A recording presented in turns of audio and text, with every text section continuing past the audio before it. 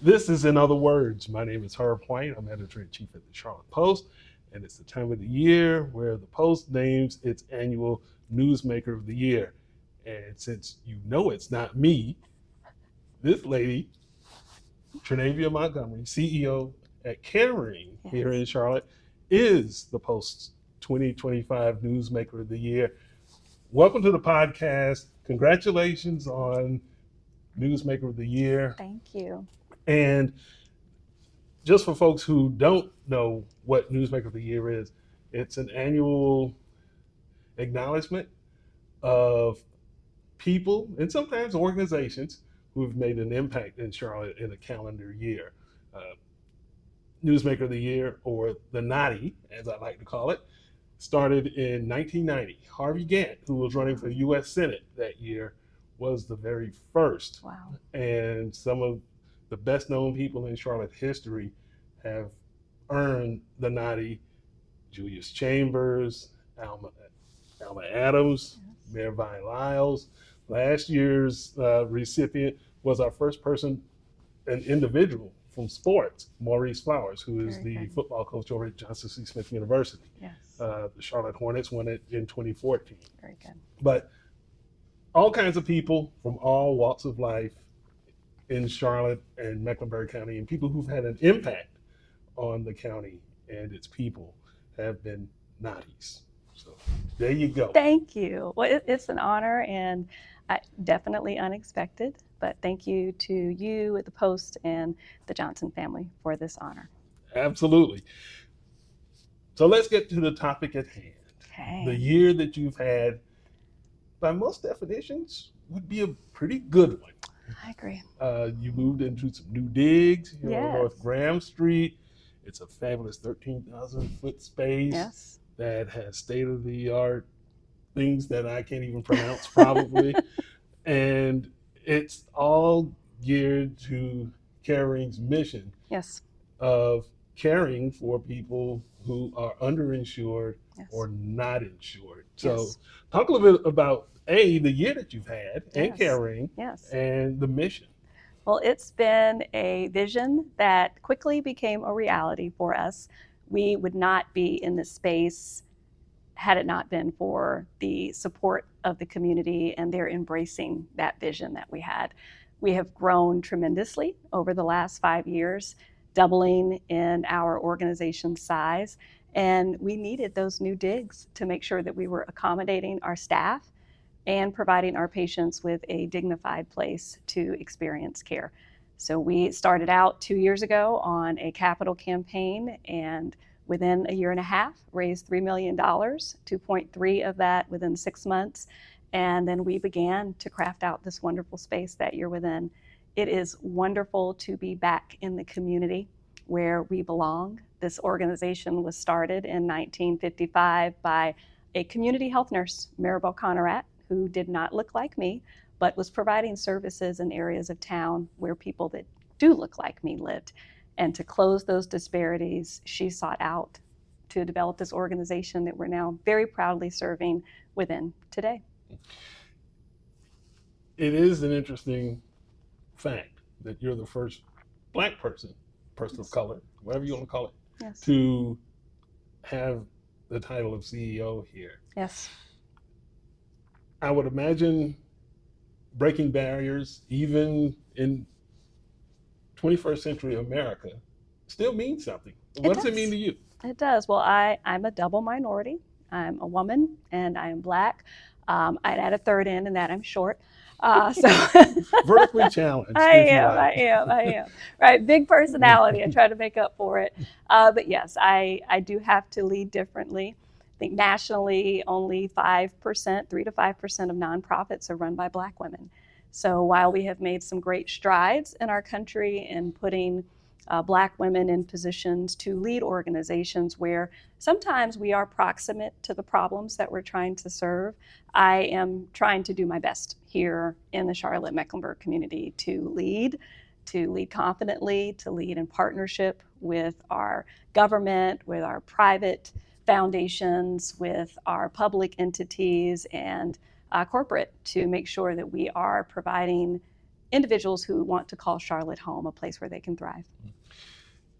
In your time as CEO, I would imagine that you've had opportunities to grow. Yeah. And when you came to this job, your background isn't in health necessarily. You're a social worker by Yes. training Proud. and Yes. education. Talk about making that transition and landing here in the CEO seat. Well, my career journey was inspired by a social worker named Amy, who was providing me with home visitation services when I was young. I've grown to be more transparent in recent years in sharing that I became a mother at the age of 15. And the care that she provided me allowed me to feel safe and allowed me to feel empowered. And I decided early on, I want to help people feel that way. I want to serve. So that's what led me to the career that I'm in. And I started out at Central Piedmont here, had a 10-year education journey, being a teen mom, having to navigate the world of being in poverty and learning the system. Some of that pays off today. And I'm here because of that degree in social work, bachelor's and a master's, that prepared me for the career that I'm now within. Had an opportunity to work for public health in the private mental health field. I've worked for Atrium Health, was a leader there for nearly a decade, and then decided to come back out and put those skills to use in the nonprofit community. So it's been interesting to see how we navigate issues here, but those partnerships that I was able to develop along the way have helped to make for what I feel leadership that's full of fortitude and a little bit of grit. And I'm here because of God and angels that have been put in my path along the way that have allowed me to be in the position that I'm in today. When you talk about leveraging Yes. those experiences into where you are today, what's paramount in terms of being able to do that? Is it being able to shake hands and slap backs and being able to get that money, or is it leaning more towards the community orientation and being able to say, well, you know what, these are my people, these are the folks that I'm charged with caring for, Yes. not only people out in the community that you meet here, but also a staff. Absolutely. Well, staff, they're our greatest asset here, right? I am only able to uplift the work in the community verbally because of the work that they do. They keep us clean here in the house, right? So I'm able to go out and do that work. And it's all about philanthropy. We are all philanthropists in some way. The Soul of Philanthropy exhibit recently at the Charlotte Museum of History really alluded to how we, especially people of color, we've been doing this for a long time. So now, being in the space that I'm within, in the nonprofit field, I've learned new ways to put that philanthropy to use. I had a wonderful experience through Leadership Gift School with the Institute of Philanthropic Leadership, which I'm now a board member on, that really illuminated how I see philanthropy. And we're able to connect someone's passion that they may feel very strongly about with what we do here and the purpose that we have as an organization, and then turn that into a product that we can then provide to members in our community who we're serving. Servant leadership is very important to me, and leading with heart. I know that I lead differently, and I do a lot of storytelling, but that storytelling has some data behind it. And that's what I think makes for a great recipe and some of our organizational success. When you talk about that storytelling, is it Yes. your own personal story, or is it a story about Charlotte and the people here, or what does that look like? Well, I've been here for 25 years now, so Charlotte is a part of my story. I have grown up here as a young adult and been able to see the city change and grow. And it is, sometimes there are moments where sharing my personal story matters. And then there are times when I'm telling the stories of our patients and who we're serving, or staff, or a story that I've heard from someone else or another organization, right? I want to uplift other organizations because we don't do this work alone. So there's a time and place for everything. Sometimes it's just sitting in the moment and waiting for that opportunity to speak, but we first need to listen. Harvey Gantt did an interview last year with my alma mater, and he shared that one of the most important traits of a leader is the ability to listen. And I think that's what we need to do first, is to listen, and then we'll find a time to build up the rest. In terms of the clinic itself and the people that you're serving, like I Yes. mentioned before, people who are underinsured or Yes. not insured at all. Yes. Yes. Talk a little bit about those folks beyond that status. Are we talking about people who are, you know, I guess you can't necessarily tell that they're in such straits, Yeah. or is it the stereotypical, okay, yeah, give me you're tired, you're poor, you're really broke, and let's give them health care?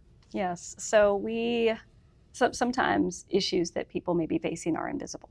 Mental health issues, for example, or hunger. You don't see those things, but they're felt. So our job here is not only to provide services to those who are uninsured, also those who are underinsured, or to individuals that are underserved. So there's a lack somewhere, and community-based organizations like ours are able to help fill in those gaps with community partners with different resources. And I will share that the work that we do, it is not for the weak. That is what my friends will say in this community. We have to be agile. We have to be ready to serve. We have to be dedicated to the people that we're committed to, who have trusted us with their literal lives. So for us, it's making sure that holistically they are cared for, whatever their need is. It's not for me to define, it's for them to define what they need. That's what I learned as a social worker. So it might be physical health, it might be mental health, or social determinants of health. Those social determinants of health make up 80% of someone's health issues, and they have nothing to do with your genetic code. It's your zip code, it's transportation, it's hunger, it's housing insecurity. All of those things factor into someone's ability to thrive, and we want to help them move beyond surviving to a place where they can thrive. Mm-hmm. With the new building, Yes. You've got more space. Yes. And you can serve more people. We can. And now we're in a time in the United States where, with cuts to federal programs, the fear is that there will be more people who will become they'll become more in need of Absolutely. what you're doing. Absolutely. Talk a little bit about that and the challenges that caring faces and how you are adjusting and being nimble in dealing with them. Absolutely. So I've been here for 25 years now, again, and I've seen our community shift. I've been in the human services field for 20 years, and I've been the leader of this organization for nearly 5. And what I've learned through those life experiences and professional experiences are that crises present opportunities. So I believe now is the time for us to unite together in a shared purpose. I often use our board of directors as an example of that happening. I call it a purple board, right? We've got people across both sides of the aisle that somehow find a way to work together and to row in the same direction for the people that we're serving. It's beautiful to watch. And so I am confident that as a community with organizations like CareRing and those that we partner with, that Charlotte and the Mecklenburg County community, we're going to withstand and we're going to recover. I want to make sure that we are rebounding and moving forward with thoughts and programs and ideas and services that are progressive and that are going to help us heal. We have a lot that's happened in the last 6 months or so that have added additional barriers to those that we're serving that are already very, very fragile. And they may not look like who you think they look like. So what we're doing here is providing a safe space for people to heal and to thrive again, and to share without any fear. And we're working really hard at that. When you talk about the folks that you wouldn't necessarily think of showing up here, that's one of the things that I enjoy doing journalistically is breaking myths. Yes. And I guess there's the stereotype if you're talking about, oh, the free clinic or the public clinic. Mm-hmm. You say the word clinic, it's like, oh, Yes. that's where poor folks go. Not necessarily. We're Mm-hmm. open to anyone, anywhere that needs services. And we have professionals that come to Caring to get services. We are a donations-based service. Some donations may be small, right? Someone may have $5 to offer towards their care. Others may have $200. We don't judge. We believe that being able to pay for your services is an aspect of dignity, but we want someone to not have a barrier to getting care. But we're open to anyone and everyone that needs it. The recent SNAP cuts were evidence of people needing help unexpectedly with a benefit that's necessary to supplement their nourishment each month, all of a sudden being cut off. So we see anyone and everyone here, and yes, you'd be surprised. The overwhelming majority of SNAP recipients work, and we wanted to make sure that we were taking responsibility as an organization that advocates to put out some of those facts associated with the myths and reduce them so that people could see the issue for what it is.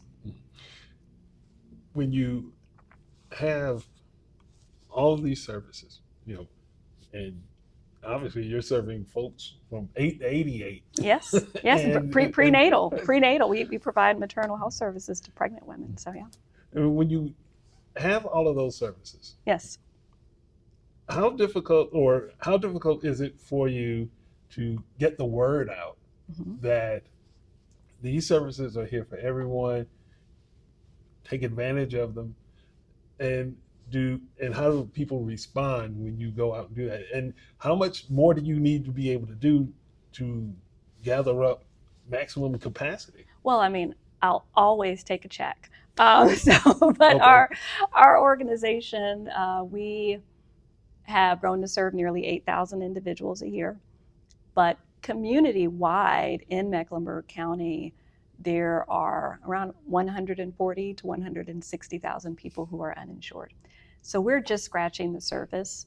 We not only want to expand, but we also believe in deepening services like the food pantry, right? That's another way for us to serve and solve issues of hunger that are related to health. We also have tried to stay close to our county government in understanding what their pillars of service are based on the data they've collected. So we knew years ago that maternal child health was an issue in Mecklenburg County. We historically, per the March of Dimes infant mortality study and report card, have had a D. Now, I don't know about you, but my family wasn't accepting a D, right? I needed to be an A student. Today, and we'd like to believe it's because of the expansion of our services thanks to the county, we're a C. It was reported earlier this year, we are now a C. So while that's a passing grade, we know that we can do better. We don't want infants and mothers to continue to suffer. Here in Mecklenburg County, we know that a Black baby is 3 times more likely to die in their first year of life. We know that Black women are more exposed to prenatal complications and postpartum issues and maternal mortality. We want to help solve those problems. So for us, it's word of mouth. It's staying close to our community partners, our local hospital systems. It's making sure that we are in the spaces that people are living, working, playing, and worshiping so that we can share the good word of Caring, and making sure that we're also sharing our impact. We have great outcomes. 91% of our moms gave birth to healthy, full-term birth weight babies last year.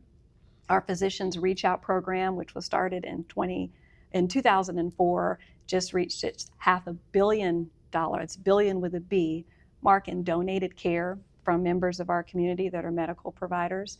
And just since March and opening the food pantry, we've served thousands of people. So we are sharing that work through social media. We're sharing with our partners with tours to the building and with presentations.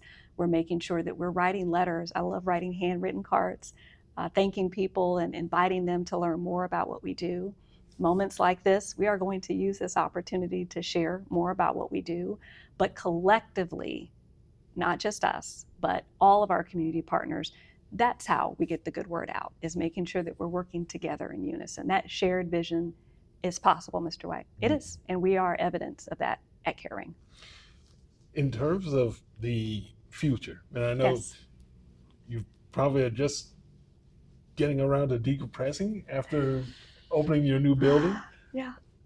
Talk about the future and what that entails, whether it's programming or Yes. outreach or philanthropy or whatever. Yes. Well, today I think a lot of nonprofit organizations are just hoping to be stable, right, and sustain through the uncertainty that we cannot predict.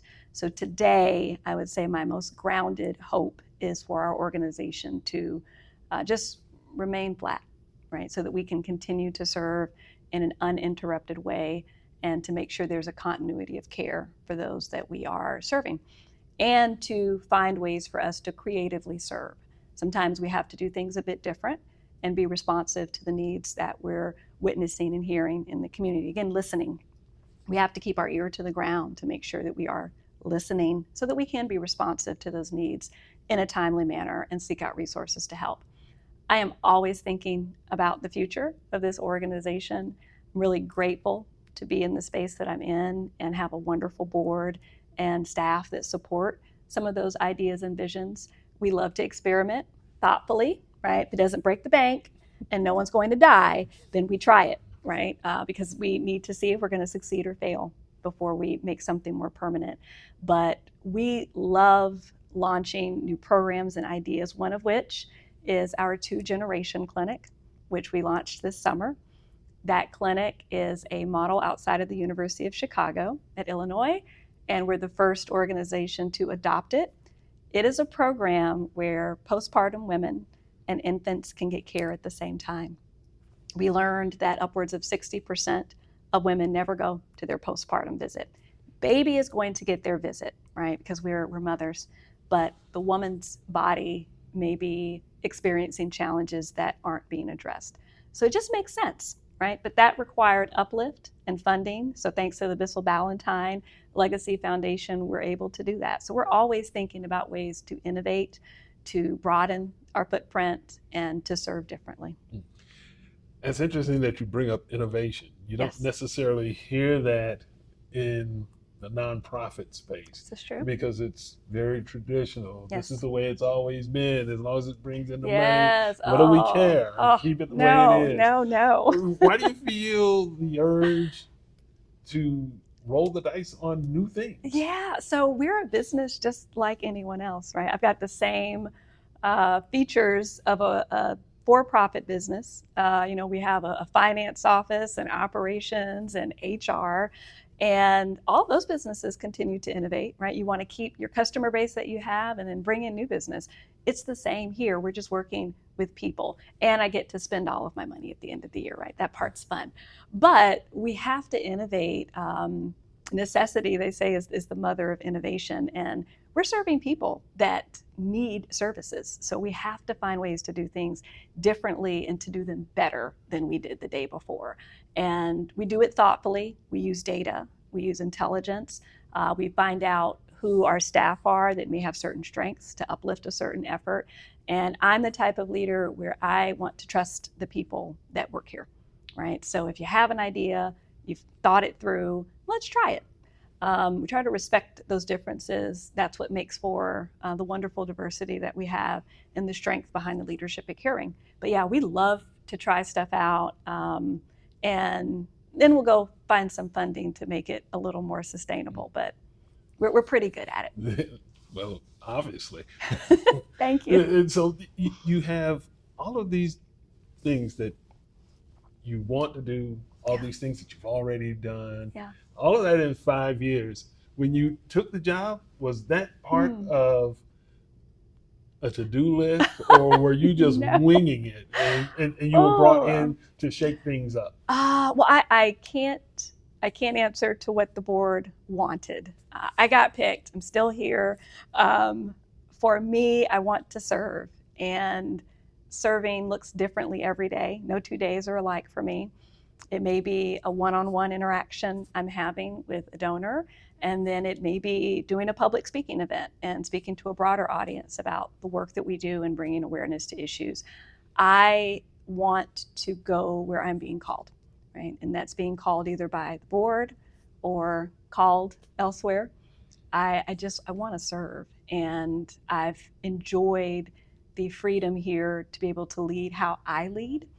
It does look different. I lead with my heart first, and I am just grateful to be in a space where that's allowed and that's celebrated, and want to encourage more leaders to do that, to lead with your gut. And of course, you want facts. You have to make sure that you are strong in your data, that you're bringing things to the table that make sense. But at the end of the day, you're human first.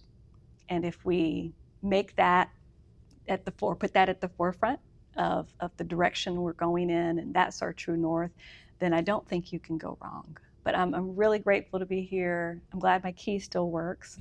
And I don't know where tomorrow's going to take us, but I'm excited. When you are in a leadership position, I would imagine you don't step away even when you step away. But what do you do when you try to step away? I mean, is it you just go home and take a nap, or naps are great? No, or is it something else in terms of just being able to decompress and then come back refreshed and ready to rock and roll after that? Oh gosh, well, it's dangerous being in this job because I don't feel like I work every day. I really do love it. And one of the best pieces of advice that I got before I took the role was that you need to live your mission.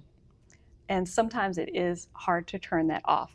But I'm doing better about my balance. I recognize that I need to get rest. Rest is medicine. And I have an amazing senior leadership team that makes sure that our operations are together and still shining, even if I'm away. I'm not here a lot. I'm out in the community. Most of what I do every day is fundraising and making sure that we do uplift our brand and that people are aware of us. So I'm grateful that when I do need to take rest and step away, that this organization is safe and protected, and it'll look like it looked before I left. It's interesting you talked about your going out into the community and fundraising. That's salesmanship. And I didn't know I had it. And how did you know that you had that ability? I did. It's funny you say that. I came in to this organization with fundraising being the weakest area of my leadership. I am a programs expert. So in my time in leadership, I have developed programs. And I love doing that, right? It's part of what the magic we've made as of recent. But I needed help with fundraising. So I did need to lean into programs and subject matter experts. I have just wonderful, very skilled and seasoned individuals that I can call if I'm navigating a challenge.